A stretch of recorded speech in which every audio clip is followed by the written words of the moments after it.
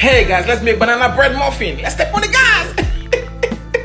Peel 3 large banana, add them to a large bowl and mash it.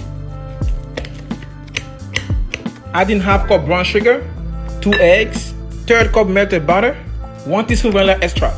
Mix well. Sift in 1.5 cup epi flour, 1 teaspoon baking powder, 1 teaspoon baking soda, half teaspoon salt, 1 teaspoon cinnamon powder. Sift it up. Mix the heck out of it. Add in 1 cup toasted walnut. Mix. Add your muffin liner. Bake 350 degrees for 30 minutes.